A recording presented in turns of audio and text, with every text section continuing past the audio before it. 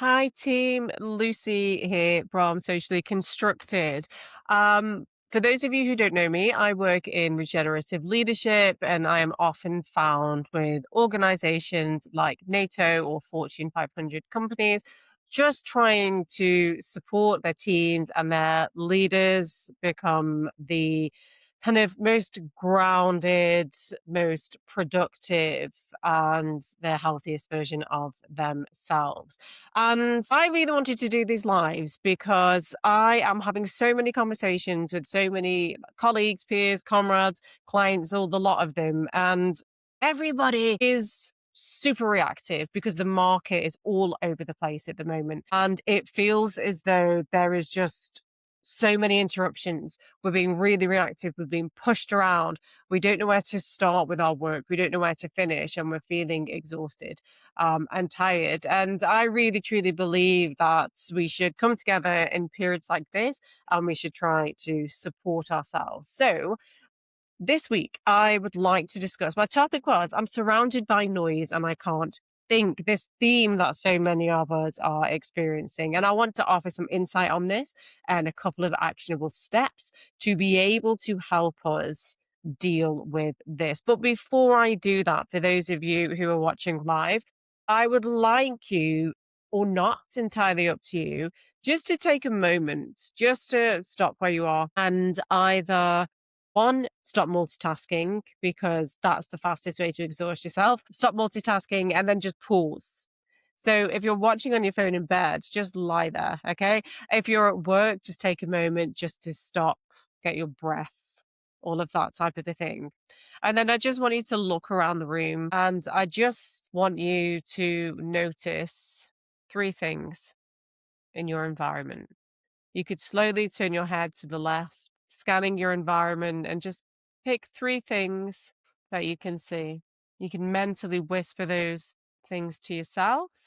Then we're going to come back to center. And then we're going to go off to the right, slowly turning our head and just scanning our environment to find two or three things, letting the eye linger on them, whispering what they are to yourselves back to the center. And if you're comfortable, feel free to really notice the chair holding the weight of you or the ground beneath your feet. Or, as I said, if you're still in bed, allow yourself to feel the bed kind of holding you. And just take a moment just to exist, and then we'll crack on. Okay. So the reason that I begin with that is so many of us are just hustling, hustling, hustling. We're going really, really quickly. We're jumping from one task to the next, to the next, to the next. In our heads, we're holding four or five different ideas and concepts and to-dos at the same time. And it feels productive. It feels as though you're very important for a start. I've got to get all of these things. It's urgent. We've got this mobilized forward energy, and I've got to get these things done.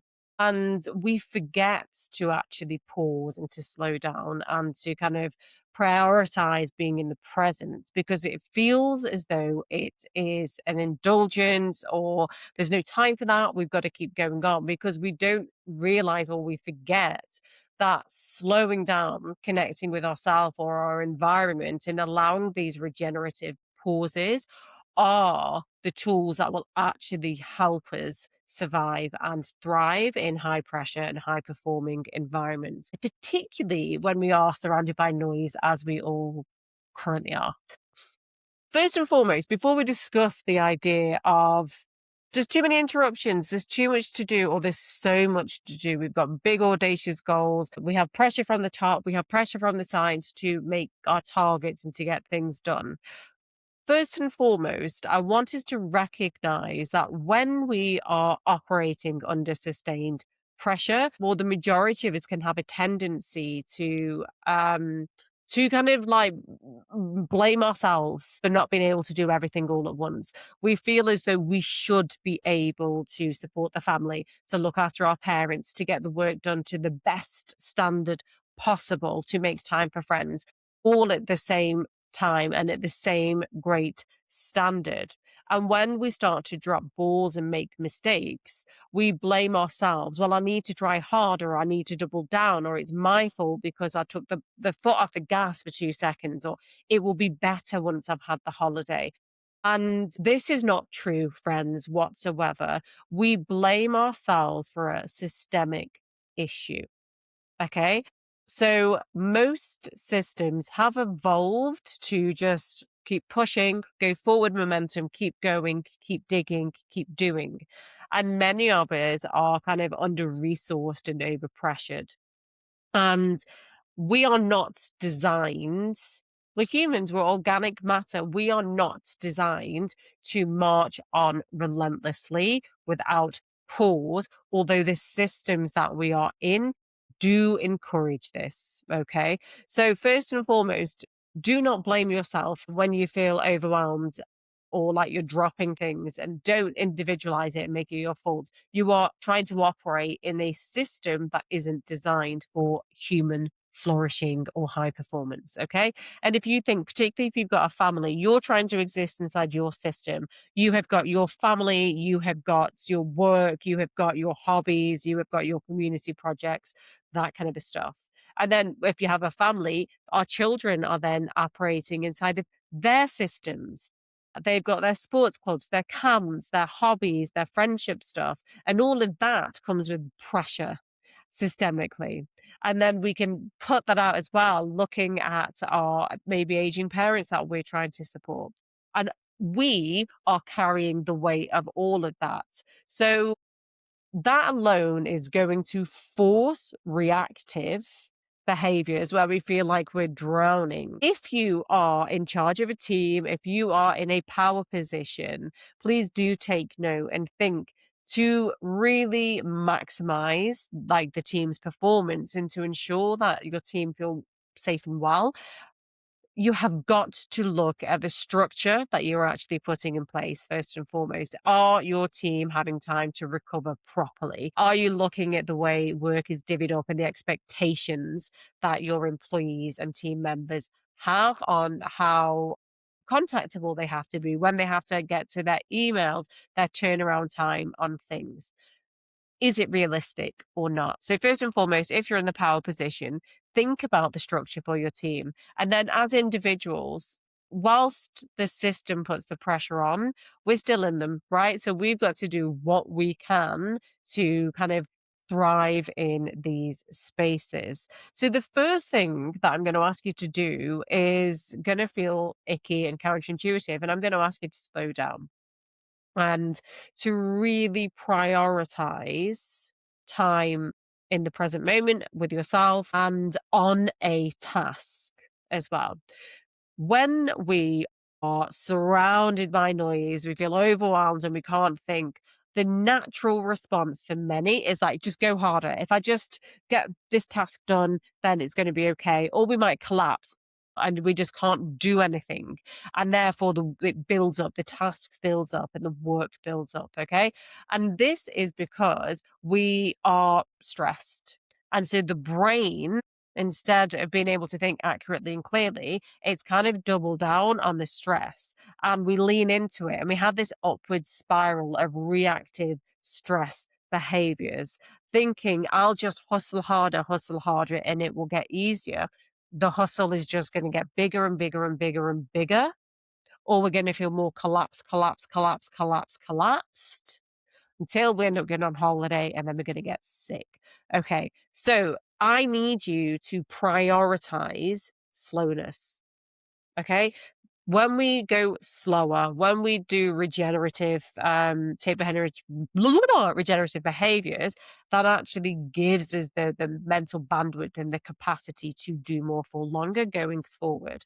It allows us to put the thinking brain back online properly so we make better decisions. So we are able to be kind of regulated in our conversations, and we are able to be more accurate in any actions that we take. So if you think slow equals smooth, smooth equals fast, that's how we want to prioritize showing up across the whole of our different life buckets. Okay, that's super duper important. And this can be as much as blocking 15 minutes after meetings in your calendar or trying to prioritize your workday so that in the mornings you have 10 minutes to yourself, even if you're a parent. By the way, I have 4 children and I try and follow regenerative leadership in a very messy way, but I really try and prioritize recovery time before work, and I model that behavior to my children so they also try and take a slow approach, which is setting them up for good habits going forward. Okay, so think about like the most important thing is ring fencing some recovery for optimal performance. And also remember that everything in life is an exchange. So the energy that you put into your hustle, your day to day, your high performance, all of that kind of a stuff. If you don't match that output with a regenerative recovered input, you are going to pay in the future there because everything comes with a cost. And I use biotech on clients so I can see how their nervous system is currently responding and dealing with stress and overwhelm. And I can tell that people who are hustling, hustling, hustling without the recovery, I can actually see how their nervous system is under chronic pressure, chronic stress, and I can see the burnout about to happen. And then we have all of the illnesses that actually come with that. So just think you've always got to pay the man. Nothing in life comes free. And with any big energetic output, there has to be a an input, and we have to match that with recovery. So play with it, prioritize it. And then the only other thing that I wanted to say, because we've only got 15 minutes, is to think about your work.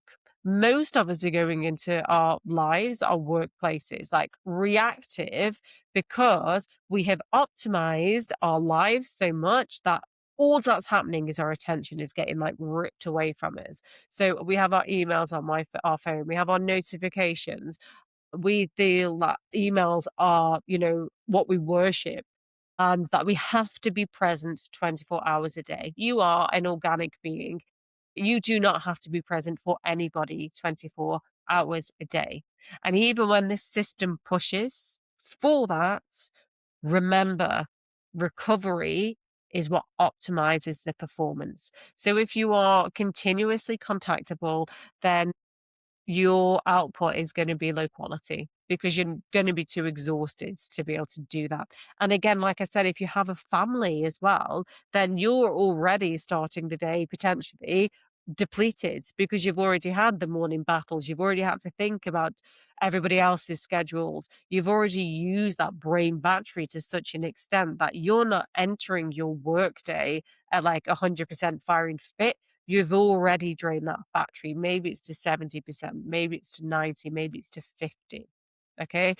That's why we prioritize self. And that's why we want to think about reducing reactivity. You must not begin your days looking at emails, picking up phones, and responding to notifications. Because the second we fall into that trap, then we are in everybody else's bubbles. We are reactive to everybody else instead of leading our own days. I know that this sounds really simplistic and we could discuss it 1,000 times over and all its nuance and all of its intricacies, but as much as possible, leave the emails till the end of the day so that you're not being pulled into firefight for other people. And the end of your day needs to be the planning for the next day, the responding to the emails and the planning for the next day.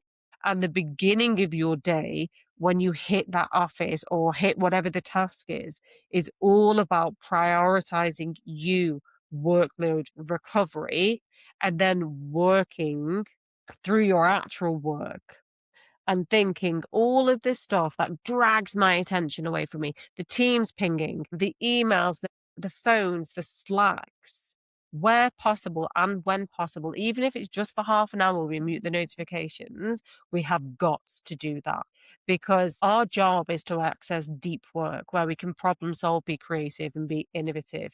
And that is it. Well, it's impossible to do that if our attention is constantly being pulled by everything else. We're not designed for that. Your brain is a battery, and we have to and can only focus at one thing at a time. So, little casual conversation there.